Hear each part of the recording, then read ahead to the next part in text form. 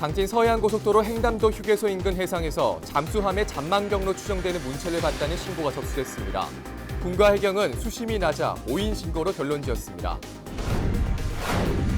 서해선 복선전철 환승 논란과 관련해 반발이 거세지고 있는 가운데 국토부가 운행 계획을 전면 재검토하겠다는 입장을 밝혔습니다. 최근 비가 오지 않아 가뭄 우려가 높아지면서 금강물을 예당교수지로 공급하기 시작했습니다. 하루 13만 톤의 물이 공급됩니다. 충남도 내 자녀 없이 부부만으로 구성된 가족 형태 비율이 전국 평균에 웃도는 것으로 나타났습니다. 농촌 지역이 많고 퇴직자가 많기 때문으로 추정됩니다. 헬로티비 뉴스 충남 지금 시작합니다.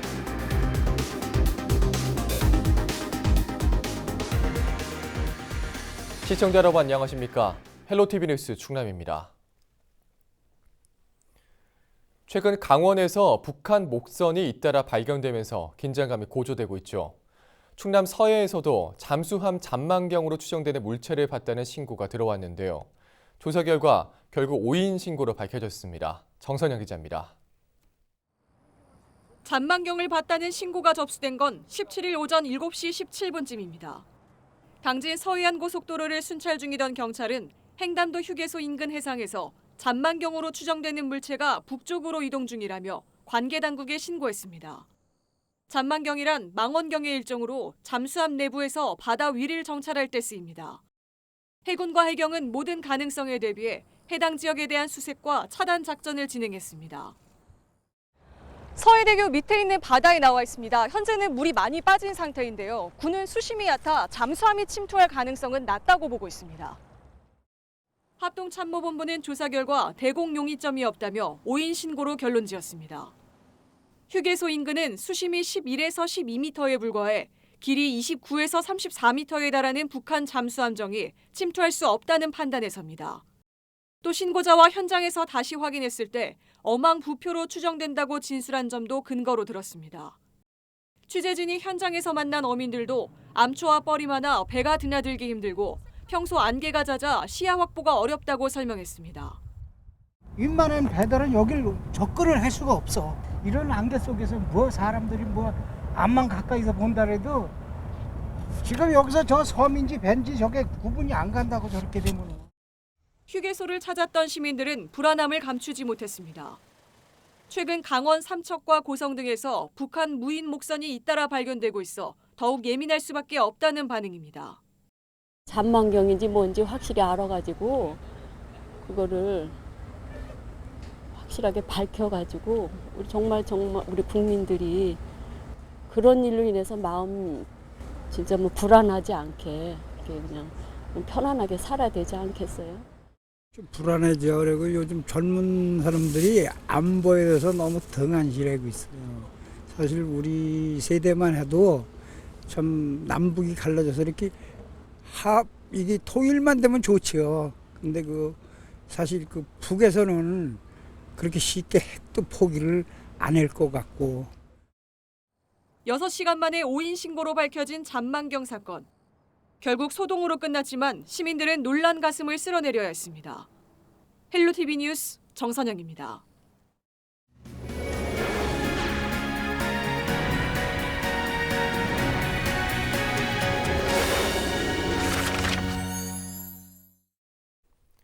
서해선 복선전철 환승 논란이 확산되고 있습니다. 당초 서해선 복선전철로 홍성에서 서울 여의도까지 57분이 소요될 것이라는 계획과 달리 환승을 추진하고 있는 것이 알려지면서 지역의 반발이 거세지고 있는데요. 국토부 담당자가 전면 재검토하겠다는 입장을 밝혀 주목됩니다. 보도국 김단비 기자 전화 연결합니다. 자, 김 기자, 이 국토부 담당자가 왜 갑자기 입장을 밝힌 겁니까? 네, 최근 불거진 서해선 복선전철 환승 논란과 관련해 홍문표 국회의원이 지난 15일 국토부 담당자를 불러 강력히 문제 제기를 하는 과정에서 입장을 밝힌 겁니다. 홍 의원은 국내 철도 사업 실무 총책임자인 국토부 황성규 철도국장과 임종희 철도 건설과장을 국회의원회관으로 불러 철도 운행 계획이 바뀐 경위에 대해 대책 마련을 요구했는데요. 환승으로 변경된 것은 국토교통부가 충남 서부권 지역민들과 국민들을 속이고 우롱한 것이라고 비판하면서 반드시 당초 계획대로 여의도까지 57분대로 운행될 수 있도록 모든 방안을 마련해야 한다고 촉구했습니다. 2015년 서해선 복선전철 추진 당시 국토교통부 모든 문서에 환승이라는 용어를 쓴 적이 없고 홍성에서 여의도까지 57분 소요된다는 홍보뿐이었다는 겁니다.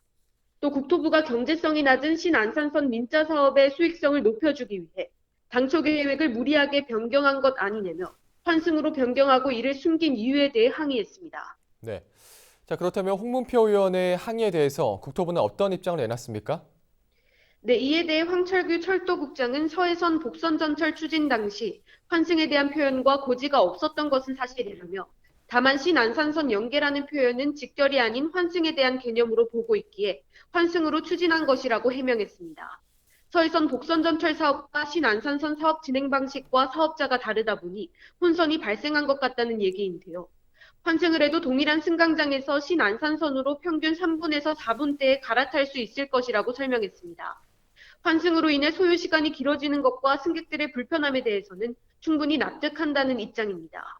그러면서 운행 계획을 전면 재검토해 불편을 최소화할 수 있도록 모든 방안을 강구하겠다고 답했습니다. 실제로 철도국은 홍 의원이 문제를 제기한 이후 두 개 노선에 대한 과거 모든 자료를 취합해 검토에 들어갔으며 철도시설공단에도 방안을 마련해 줄 것을 요구한 것으로 전해졌습니다. 예, 여기까지 듣겠습니다. 네, 지금까지 서해선 복선전철 환승 논란과 관련한 이야기 나눠봤습니다.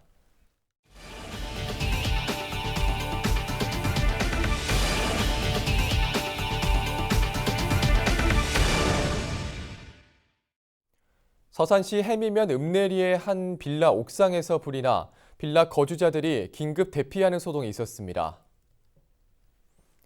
이번 화재는 16일 오전 7시 12분쯤 발생했으며 빌라 옥상 물탱크 수도 배관에 감싸놓은 열선에서 발생해 20여 분 만에 진화됐습니다.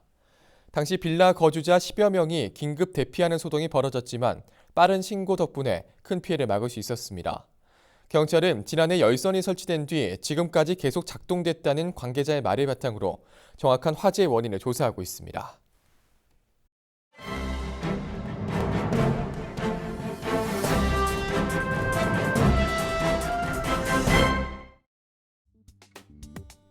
신문 브리핑, 먼저 굿모닝 충청 기사입니다. 충남도와 태안군의 공동 수건 사업 중 하나인 국도 38호선 연장 지정 및 가로림만 해상교량 건설 사업이 가시화되기 위해서는 갈 길이 먼 것으로 나타났습니다. 각각 10년 단위, 5년 단위로 세워지는 정부의 계획에 반영시키는 것이 급선무인데 최악의 경우 앞으로 10년 이상 걸려도 첫 발을 내딛기가 어려울 수도 있어 도와 군은 물론 지역 정치권의 적극적인 공조가 절실하다는 분석입니다. 이 사업의 골자는 국도 38호선을 연장, 가로림만을 사이에 두고 마주하고 있는 태안군 이온면 만대항과 서산시 대산읍 독군리 사이 약 2.5km 구간의 해상 교량을 건설하는 것입니다.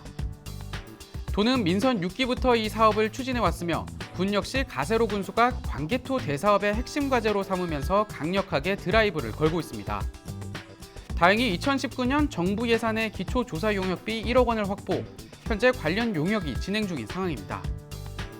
관건은 제2차 국가도로망 종합계획과 제5차 국도, 국지도 5개년 계획에 해당 사업을 반드시 반영시켜야 한다는 것. 두 가지 계획 모두 2020년 12월 확정될 예정이어서 도와 군은 사활을 걸고 있는 분위기입니다. 만에 하나 제2차 국가도로망 종합계획에 반영시키지 못할 경우 이 사업은 최소 10년 이상 지연될 수밖에 없는 상황입니다. 이와 관련 도 관계자는 국가도로망 종합계획에 반영돼야 사업 추진이 검토될 수 있다며 양 계획의 수립 시점이 같고 사업 추진을 서두르기 위해 동시다발적으로 진행하고 있다고 말했습니다. 이어서 무한정보 기사입니다. 충남도가 지난 1일부터 노인 등 대중교통 이용 활성화 지원 사업을 시작했습니다. 이는 만 75세 이상은 무료로 시내버스를 탑승할 수 있는 정책입니다. 하지만 수요를 제대로 파악하지 못한 채 졸속으로 추진하면서 교통카드 발급이 늦어져 수의 어르신들의 민원이 빗발치고 있습니다.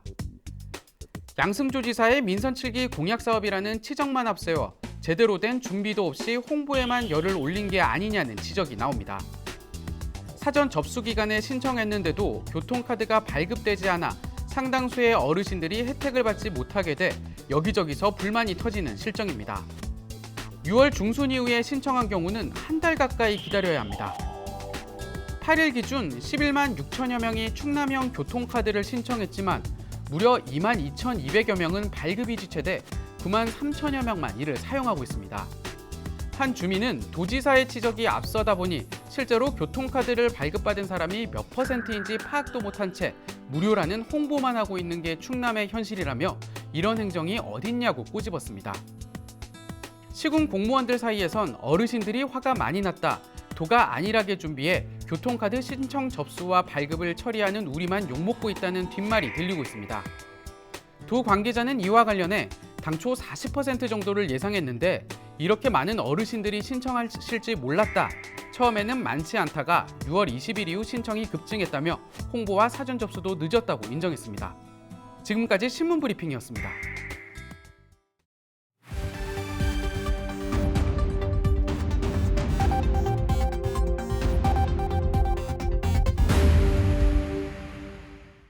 시청자 여러분 안녕하세요. 주민 여러분의 교통안전을 책임지고 있는 충남지방경찰청 문수진 순경입니다. 이 시간에는 사고 현장이 담긴 블랙박스 영상을 통해 교통안전 수칙을 점검해보고 있는데요. 오늘의 첫 번째 영상부터 만나보겠습니다. 지난 3월 서산의 한 도로, 밤 11시가 넘은 늦은 시간인데요. 좌회전 신호 대기 중이던 차량이 신호가 바뀌고 천천히 유턴을 하는데 그 순간 빠르게 달려오던 직진 차량과 충돌하는 사고가 발생합니다. 직진 차량의 신호 위반이 사고의 원인으로 지목됐는데요. 유턴 신호가 들어왔다고 바로 출발하기보다 반대편 직진으로 빠르게 오는 차량이 있는지 확인 후 혹시 있다면 보내주고 진행하시는 것도 사고를 예방하는 방법이겠습니다. 계속해서 다음 영상 보시죠. 지난 3월 공주의 한 도로, 주행 중인 블랙박스 차량이 적색 신호에 멈추지 않고 진행하다 좌회전하던 맞은편 차량과 그대로 정면 충돌합니다. 교통신호는 모든 운전자와의 가장 기본적인 약속입니다. 기본을 잘 지켜야 우리 모두의 안전도 지킬 수 있습니다. 계속해서 다음 영상 보겠습니다. 지난 4월 홍성의 한 도로에서 일어난 사고입니다. 홍선 온천 방면으로 진행하던 블랙박스 차량. 좌회전 신호를 넣고 들어오던 승용차와 충돌하는데요. 교차로에 신호등이 있다면 교통량이나 시간에 상관없이 신호에 따라 정지와 진행을 해야 합니다. 이에 반해 신호등이나 경찰의 지시가 없는 교차로는 운전자 간 배려가 매우 중요합니다. 교차로에 진입하기 전 좌우의 차량 통행을 살피고 서행이나 일시정지를 통해 안전하게 통과하시길 당부드립니다. 지금까지 블랙박스로 본 교통안전 문수진 순경이었습니다.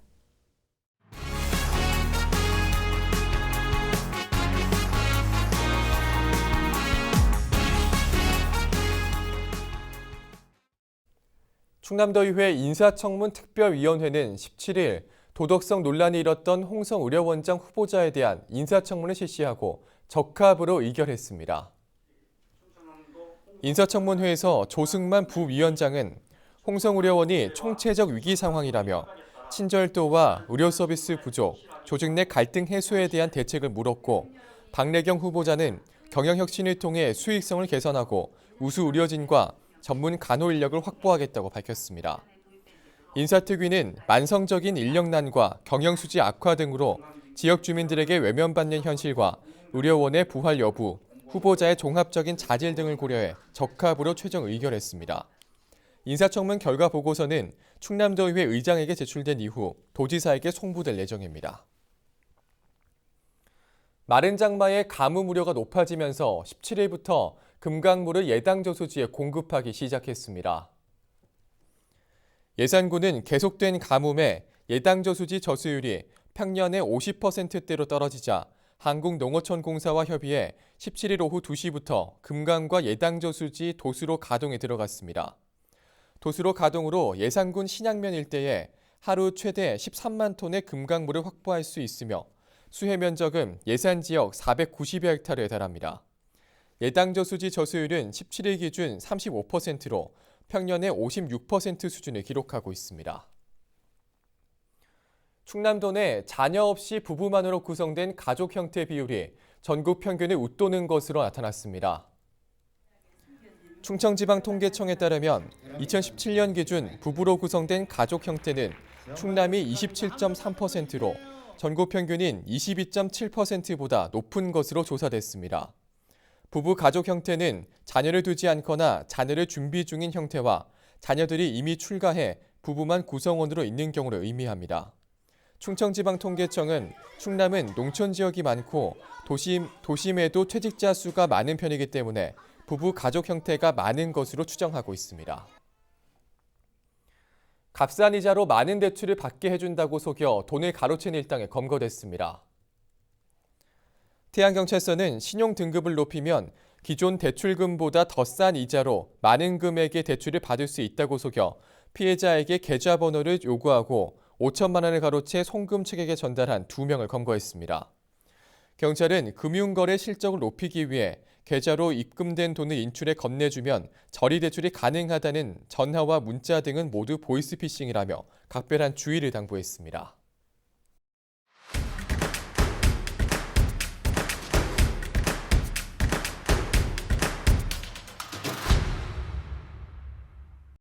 서산시가 지역 8개 상인회와 서산사랑상품권 환전 대행단체 업무 협약을 체결했습니다. 이날 협약식에는 동부전통시장 상인회와 대산종합시장 상인회 등이 함께했으며 상품권 회수와 환전 업무 대행에 협력하기로 했습니다. 서산시에서는 50억 원 규모의 서산사랑상품권 발행을 추진하고 있으며 오는 8월 1일부터 판매될 예정입니다. 충남 사회복지공동모금회가 17일 광시 한우 테마공원에서 착한 가게 단체 가입식과 충남 2호 착한거리 선포식을 가졌습니다.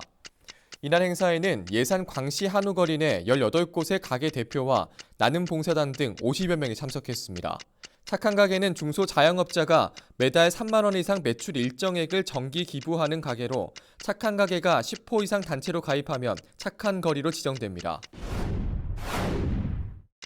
충남소방본부가 17일 청양군 칠갑 저수지에서 하계 순환 구조 훈련을 실시했습니다. 이날 훈련은 여름 휴가철 익수 사고에 대비한 것으로 수중 초음파 탐지기와 수중 드론 운용 훈련을 중점적으로 진행했습니다. 도 관계자는 첨단 장비를 활용해 신속한 인명 구조가 가능하도록 훈련에 최선을 다하고 있다고 밝혔습니다. 가격 하락과 소비 부진으로 어려움을 겪고 있는 농가를 돕기 위한 운동이 계속되고 있습니다.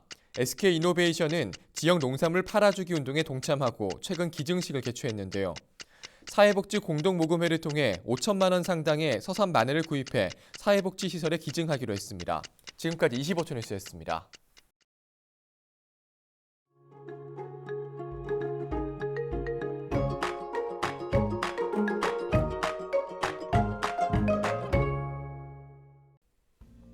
날씨와 생활입니다.